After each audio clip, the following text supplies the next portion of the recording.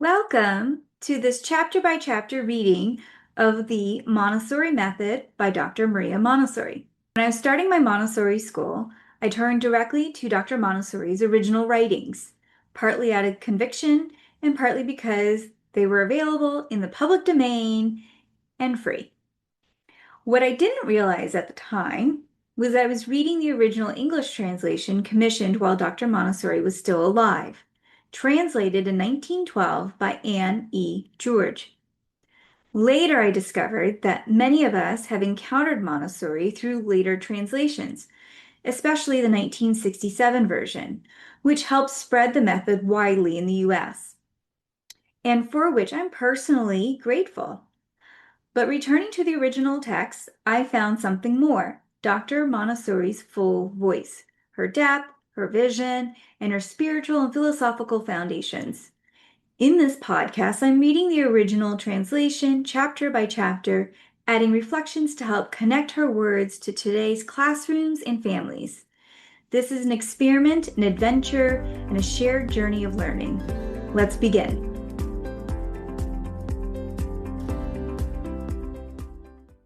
Welcome to this chapter by chapter reading of the Montessori Method by Dr. Maria Montessori.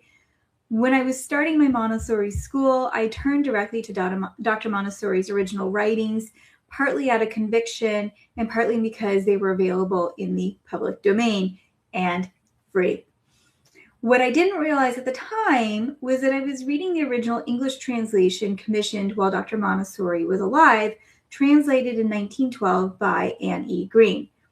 Later, I discovered that many of us had encountered Montessori through later translations, specifically the 1967 version, which helped spread the method widely in the US, and for which I'm personally grateful.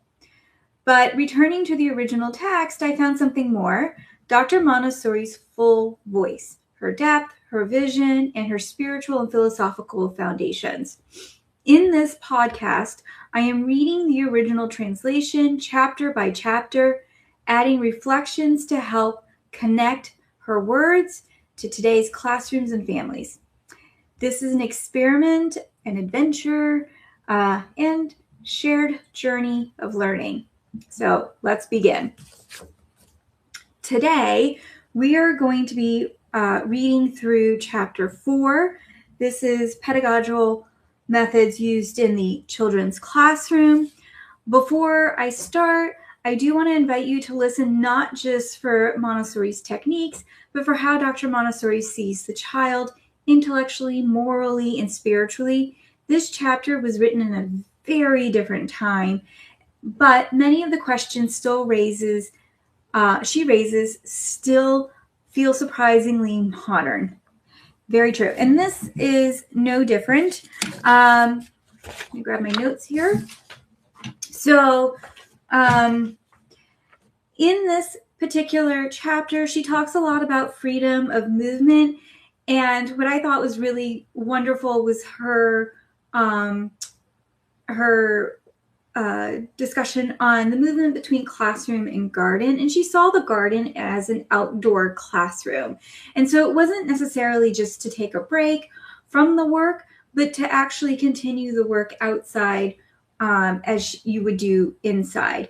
This is really amazing, especially now. We know how important fresh air is for children, for humans. That was one of the things that was discussed so much during COVID, was how important the air quality was in the schools.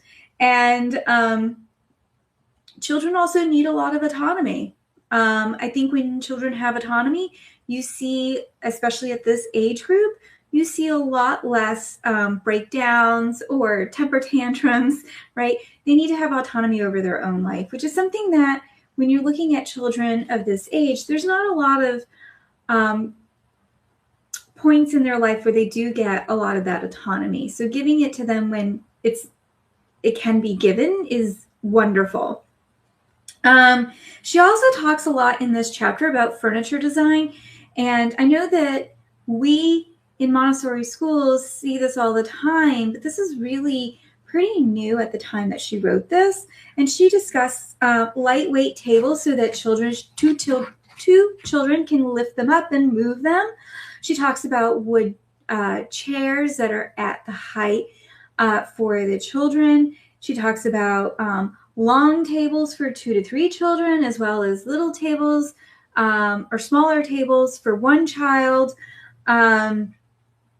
She talks about the proportion and the strength of the children, and all of that should be in consideration for those for the furniture. The other thing that she discusses is the she calls them low cupboards for the didactic material. Hold on, I got away from myself here. I got too excited. Okay. The low cupboards, and it makes the materials accessible to the children. And so instead of what previously would have been a child asking to use material, now the child has that freedom to choose the material that they're going to work on. This reinforces self-trust, independence, and respect for the materials. And also she talks a lot about learning through consequences, not correction. This was huge at the time. We've already discussed in chapter 2, discipline. And then this chapter, she goes into discipline a lot. She would have been the only person among her contemporaries talking about discipline, period. And so it was very controversial at the time. And so we are going to see that theme over and over again in this reading, is that she talks a lot about discipline and the importance of discipline and how to reimagine the way discipline should be in the classroom. So she talks about learning through consequences, not correction. So her philosophy, again, was very controversial, and she argued that humans learn through experience and failure. A child who knocks over a chair causes this huge disturbance and learns naturally to move more carefully next time, right? So the discipline emerges from cause and effect, not from adult punishment. We actually see a lot of that now. So she was talking about this before the term natural consequences became in existence. Order without force. So she talks a lot about the room itself, teaches discipline, again, because of the furniture being movable. So then if it's movable, they can't just run into something and then disturb somebody else's work, right? So if they run into it, they notice, and everybody else notices that they've run into it. And so they are more disciplined in the way they move about the classroom. And responsibility becomes more tangible at that point. Let's see. And then she talks a lot about beauty in the classroom. She says the environment must be beautiful. We're going to add plants and aquariums. And of course, not only is that going to add to the beauty of the classroom, but that also gives the child the opportunity for care of others, right? And care of plants, care of fish in the aquarium. Also on the walls, there are attractive pictures with simple and peaceful scenes. And she specifically mentions Madonna of the chair as an example of one of these artworks. The children don't fully understand the subject matter, but they are deeply connected to that particular art. And she even talks about the blackboard. You know, in a typical school, you would have had the big blackboard at the wall, and it's pretty much dominates the space. And that's not the way that she talks about using the blackboard. The blackboard now is for the child, not for the teacher. There's white cloths to erase instead of those erasers. And then there's a little case for all the little chalks instead of it being on the ridge of the chalkboard. So even traditional tools are reimagined to reinforce order, dignity, and respect for work. She talks about, she reframes, again, I'm going to say this again, and I cannot stress it enough. She reframes discipline entirely, not as something imposed before learning, but something that emerges through meaningful work. And the child becomes disciplined because the environment invites responsibility. So this is extremely important because in this particular chapter, there are some pretty big things happening that wouldn't necessarily in today's reading of it would understand, because how different things were at the time. And so she's asking everybody to have a big mind shift. So back, at over 100 years ago, you would have very authoritarian classrooms that were adult-centered designed, and it was punishment-based discipline. And she is advocating to change that to a trust in the child, respect for their development, and learning through lived experiences. So this is very counterculture and, at times very controversial. And so we don't have to go, it's not that hard to imagine, because we just go to a typical school and we could see a lot of these same things still in existence 100 years later. So before we get started, I just wanted to put all of there, and hopefully if there's one big takeaway, because we're going to keep hearing about this discipline, is how much of a mind shift that is, how challenging it was. Her contemporaries were not on board at that moment. And so it's pretty remarkable. Pretty remarkable. Okay, so with that, we'll go ahead and read chapter 4. Pedagogical methods used in the children's house. As soon as I knew that I had at my disposal a class of little children, it was my wish to make the school a field for scientific environmental pedagogy and child psychology. I started with a view in which Wundt concurs, namely that child psychology does not exist. Indeed, experimental researches in regard to childhood, as for example those of Preyer and Baldwin, have been made upon not more than 2 or 3 subjects, children of the investigators. Moreover, the instruments of psychometry must be greatly modified and simplified before they can be used with children, who do not lend themselves passively as subjects for experimentation. Child psychology can be established only through the method of external observation. We must renounce all ideas of making any record of internal states, which can be revealed only by the introspection of the subject himself. The instruments of psychometric research, as applied to pedagogy, have up to the present time been limited to the estheometric phase of the study. My intention was to keep in touch with the researches of others, but to make myself independent of them, proceeding to my work without preconceptions of any kind. I retained as the only essential the affirmation, or rather the definition of Wundt, that all methods of experimental psychology may be reduced to one, namely, carefully recorded observation of the subject. Treating of children, another factor must necessarily intervene, the study of the development.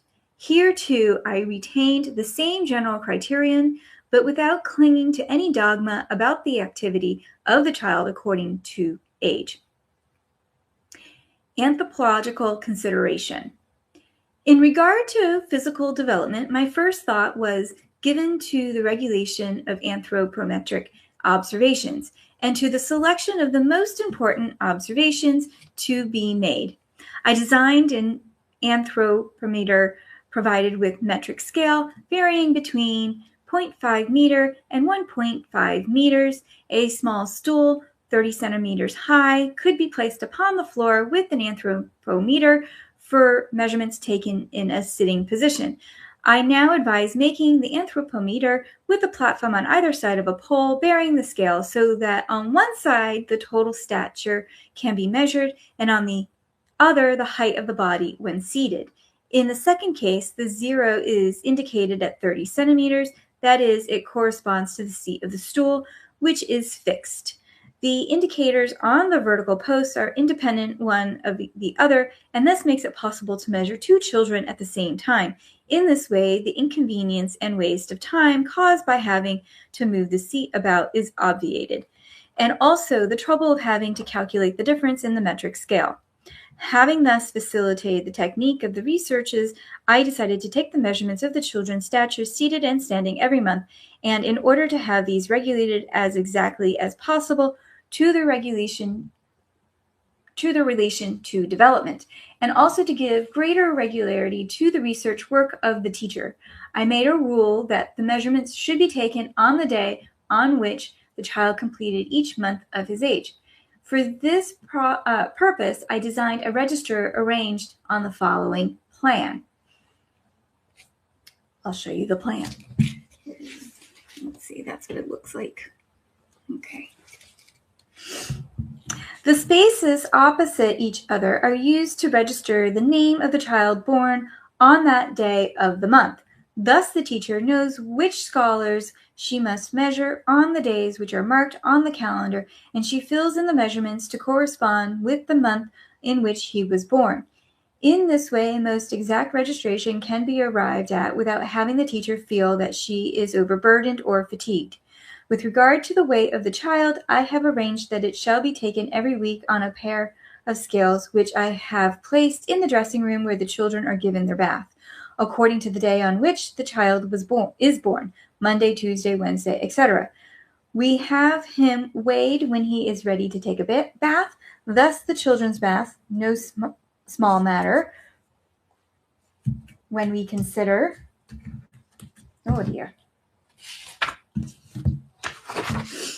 a class of 50, are subdivided into 7 days, and from 3 to 5 go to the bath every day. Certainly, theoretically, a daily bath would be desirable, but in order to manage this, a large bath or a number of small ones would be necessary, so that a good many children could be bathed at once. Even a weekly bath entails many difficulties and sometimes has to be given up. In any case, I have distributed the taking of the weight in the order stated with the intention of thus arranging for and making sure of periodical baths.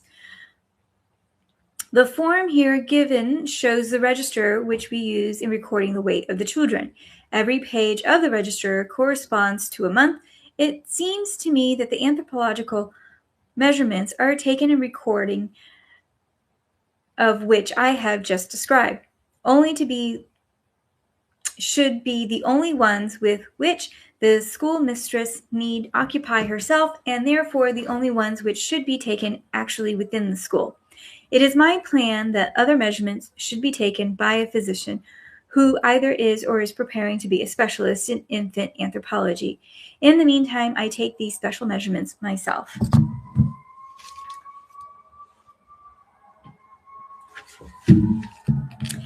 The examination made by the physician must necessarily be complex, and to facilitate and regulate the taking of these measurements, I have designed and have printed biological charts, of which I here give an example.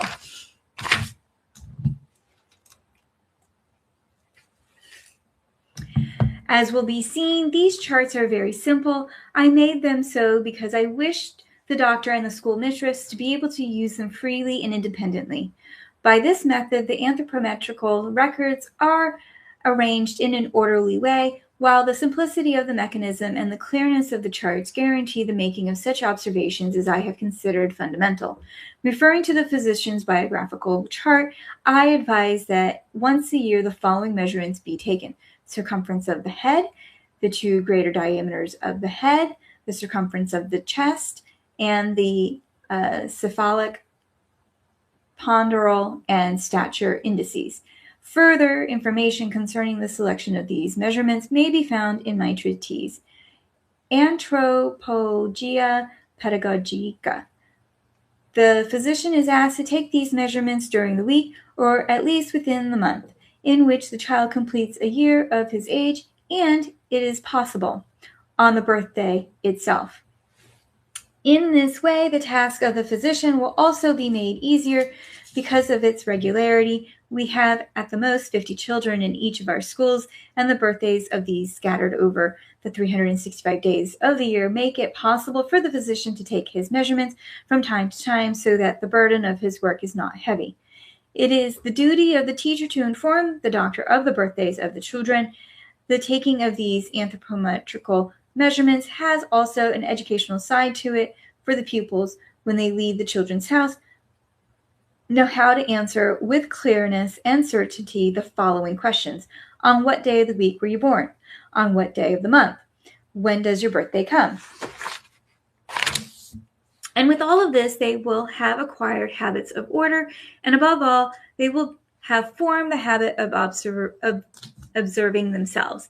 Indeed, I may say here that the children take a great pleasure in being measured, and at the first glance of the teacher and at the word stature, the child begins instantly to take off his shoes, laughing and running to place himself upon the platform of the anthropometer, placing himself on his own accord in the normal position so perfectly that the teacher needs only to arrange the indicator and read the result.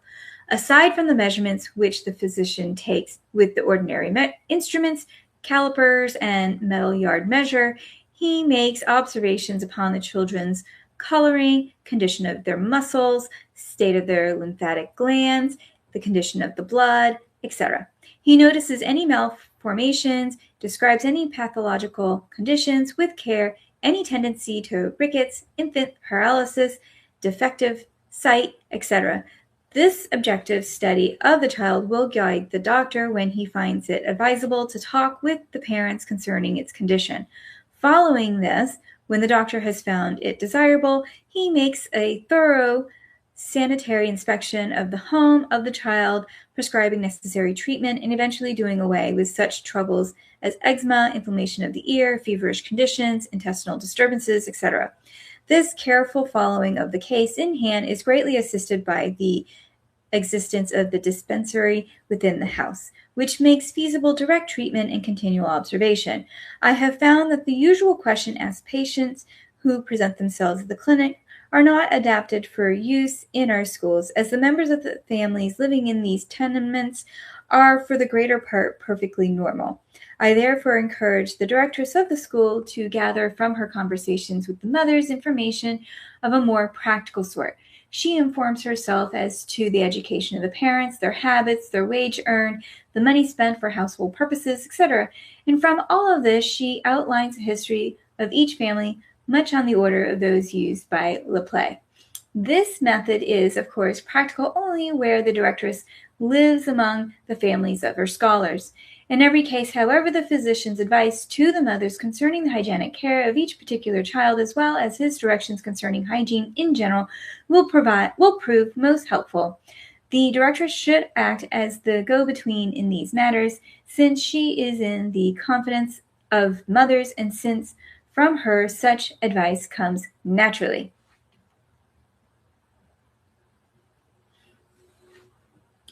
Environment, schoolroom furnishings. The method of observation must undoubtedly include a methodical observation of the morphological growth of the pupils. But let me repeat that while this element necessarily enters, it is not upon this particular kind of observation that the method is established. The method of observation is established upon one fundamental base, the liberty of the pupils in their spontaneous manifestations. With this in view, I first turned my attention to the question of environment, and this, of course, included the furnishings of the schoolroom. In considering an ample playground with space for a garden as an important part of the school environment, I am not suggesting anything new. The novelty lies perhaps in my idea for the use of this open-air space, which is to be in direct communication with the schoolroom, so that the children may be free to go and come as they like throughout the entire day. I shall speak of this more fully later on. The principal modification in the matter of school furnishings is the abolition of desks and benches or stationary chairs. I have had tables made with wide, solid octagonal legs, spreading in such a way that the tables are at the same time solidly firm and very light. So light, indeed, that 2 4-year-old children can easily carry them about. These tables are rectangular and sufficiently large to accommodate 2 children on the long side, there being room for 3 if they sit rather close together. There are smaller tables at which only one child may work alone. I also designed and had manufactured little chairs.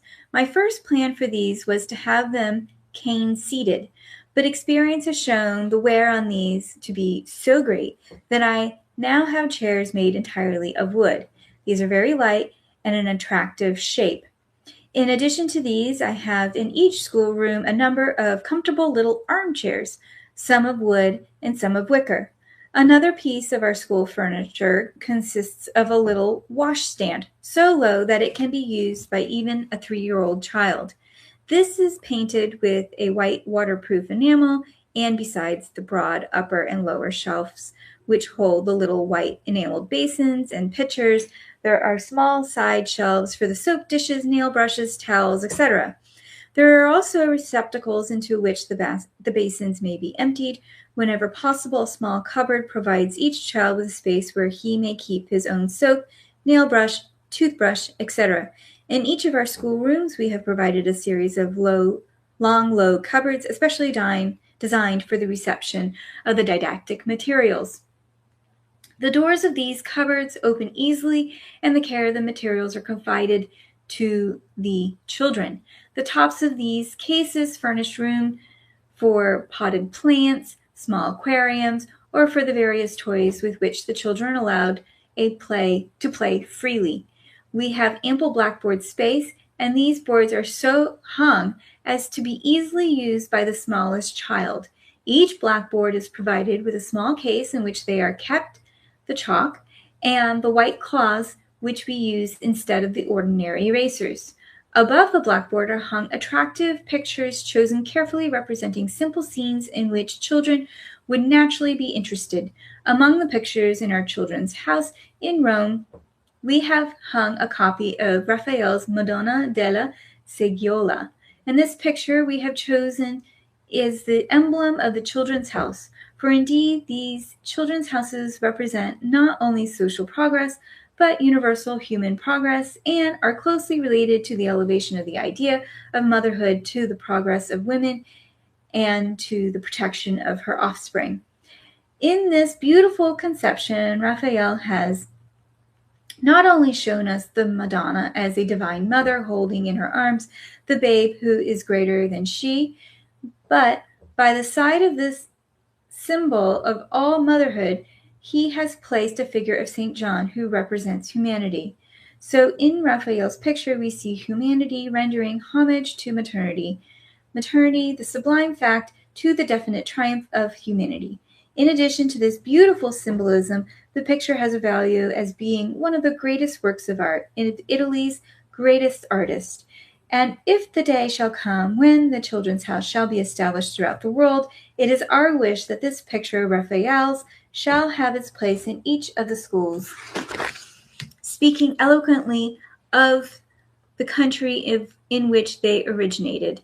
The children, of course, cannot comprehend the symbolic significance of the Madonna of the chair, but they will see something more beautiful than that which they feel is more ordinary pictures, in which they see mother, father, and children. And the constant companionship with this picture will awaken in their heart a religious impression. This, then, is the environment which I have selected for the children we wish to educate. I know the first objection which will present itself to the minds of persons accustomed to the old-time methods of discipline. The children in these schools moving about will overturn the little tables and chairs, producing noise and disorder. But this is a prejudice which has long existed in the minds of those dealing with little children, and for which there are no real foundation. Swaddling clothes have for many centuries been considered necessary to the newborn babe, walking chairs to the child who is learning to walk. So in the school, we still believe it necessary to have heavy desks and chairs fastened to the floor. All these things are based upon the idea that the child should grow in immobility, and upon the strange prejudice that, in order to execute any educational movement, we must maintain a special position of the body, as we believe that we must assume a special position when we are about to pray. Our little tables and our various types of chairs are all light and easily transported, and we permit the children to select the position in which he finds most comfortable. He can make himself comfortable as well as seat himself on his own place. And this freedom is not only an external sign of liberty, but a means of education. If by an awkward movement a child upsets a chair which falls noisily to the floor, he will have an evident proof of his own incapacity. The same movement, had it taken place amid stationary benches, would have passed unnoticed by him. Thus the child has some means by which he can correct himself, and having done so, he will have before him the actual proof of the power he has gained. The little tables and chairs remain firm and silent, each in its own place. It is plainly seen that the child has learned to command his movements. In the old method, the proof of discipline attained lay in a fact entirely contrary to his, that is, in the immobility and silence of the child himself. Immobility and silence which hindered the child from learning to move with grace and with discernment, and left him so untrained that when he found himself in an environment where the benches and the chairs were not nailed to the floor, he was not able to move about without overturning the lighter pieces of furniture. In the children's house, the child will not only learn to move gracefully and properly, but will come to understand the reason for such deportment. The ability to move which he acquires here will be of use to him all his life. While he is still a child, he becomes capable of conducting himself correctly and yet with perfect freedom. The directress of the Casa de Bambini in Milan constructed under one of the windows a long, narrow shelf upon which she placed the little tables containing the metal geometric forms used in the first lessons in design. But the shelf was too narrow, and it often happened that the children, in selecting the pieces which they wished to use, would allow one of the little tables to fall to the floor, thus upsetting with great noise all the metal pieces which it held. The directress intended to have the shelf changed, but the carpenter was slow in coming. And while waiting for him, she discovered that the children had learned to handle these materials so carefully that, in spite of the narrow and sloping shelf, the little tables no longer fell to the floor. The children, by carefully directing their movements, had overcome the defect in this piece of furniture. The simplicity or imperfection of external objects often serves to develop the activity and the dexterity of the pupils. This has been one of the surprises of our method as applied in the children's house.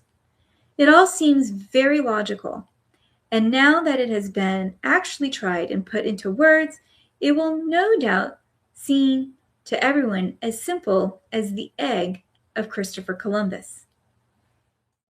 That concludes this chapter of the Montessori Method. Thank you for listening and for taking part in this journey with me. This project is very much an exploration. If you have thoughts to add, questions to ask, or if you think I misunderstood or missed something important, I genuinely want to hear from you. Please message me, share your reflections, or continue the conversation with fellow listeners. On a quest to learning, relearning, and engaging deeply with Dr. Montessori's work as we go.